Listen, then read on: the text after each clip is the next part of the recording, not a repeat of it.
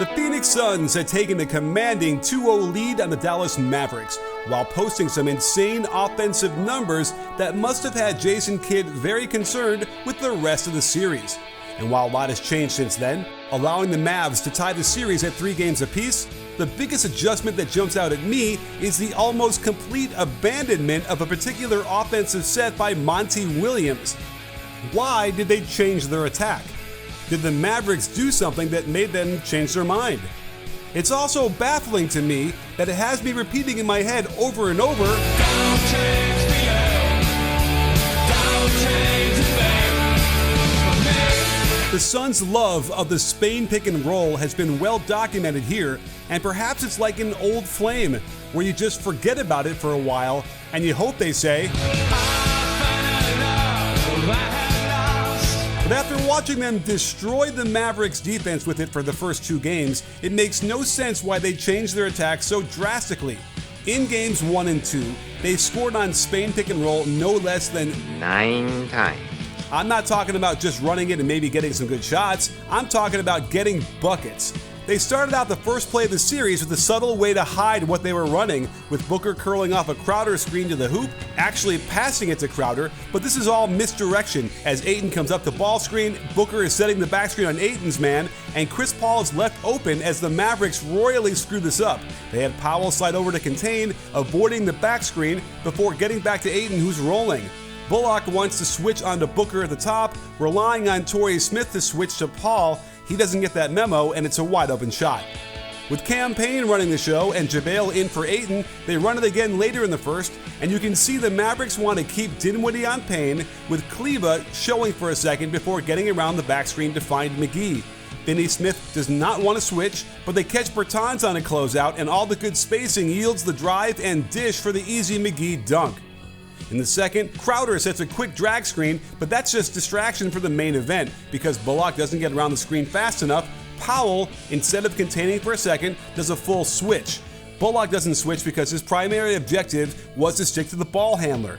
Finney Smith's primary objective is to stick with Booker after his back screen, leaving nobody on Ayton rolling to the hoop.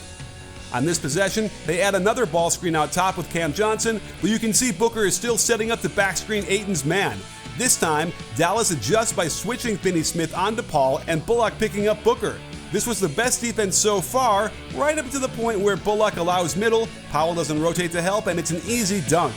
Of course, it doesn't really matter what you're running if you're turning the ball over a lot. And Chris Paul has had a couple of high turnover games, teaching us all that if you don't take care of your balls, you won't score in basketball or in life. That's why you must get Manscaped's Performance Package. It's vital to keep things tidy on your face and in your more sensitive areas. And their Lawnmower 4.0 can take care of both. It's cordless and waterproof, so use it in the shower and you won't piss off your wife.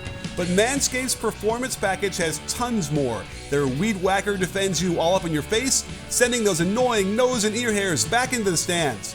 And the Crop Reviver has cool aloe vera to keep your balls dishing and swishing.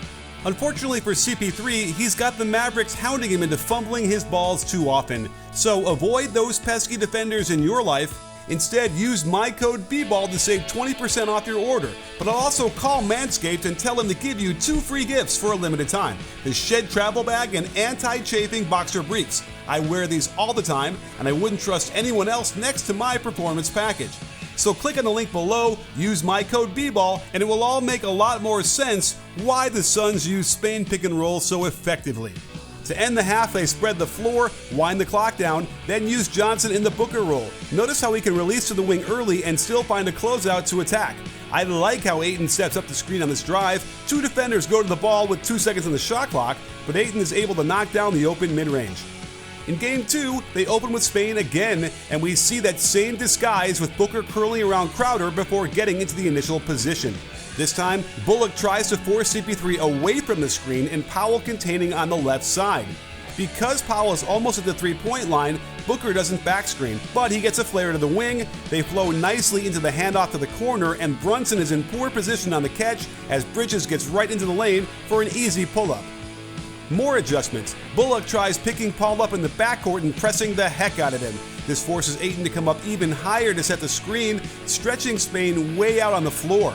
Crowder is left with no one to backscreen, but it does force a couple of mismatches and an opening for a catch and shoot when Crowder catches Luka with his hand down. Again, just putting the bottom player in a position near the free throw line doesn't require him to actually set a backscreen. So when Brunson can't get around the ball screen, Kleber has to switch to the ball. Remember, Dallas does not want to switch off the back screener, which means no one is left to cover McGee. And the last score they got in Game 2 was the middle of the second, and because of the early pressure, they flipped the position so the guard is the ball screener and the center is the free throw line area. This totally confuses the defense as Dinwiddie and Doncic can't figure out if they want to switch or not. Powell has to deal with the rolling Ayton and the ball, and Chris Paul says thank you very much. But that was it for the rest of this game. I checked the second half, and they kind of run it here out of horns. Notice how Cam Johnson curls around Biyombo before turning around to set a backstream on Biyombo's man.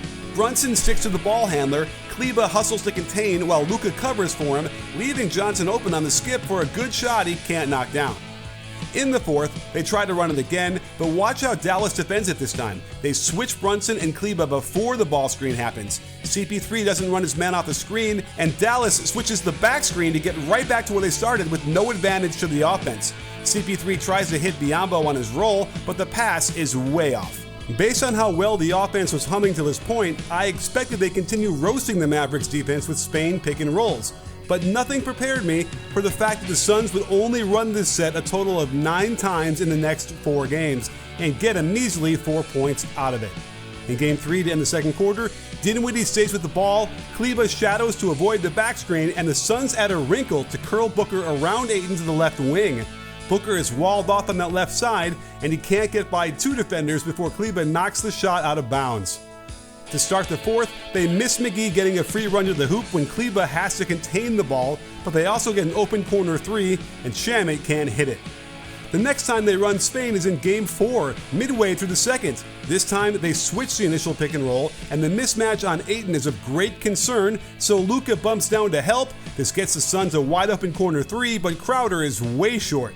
They mixed and matched a couple of concepts here, but I'll throw it in. This looks like a double ball screen to CP3's right, while Booker cuts up to the top, hoping to lure his man to help to the ball. Kleber switches onto the ball, Luka takes Kleber's man, and poor Jalen Brunson is completely asleep, while his man is literally in the other corner wide open, blows the open shot, but no one on the court can handle Ayton on the putback.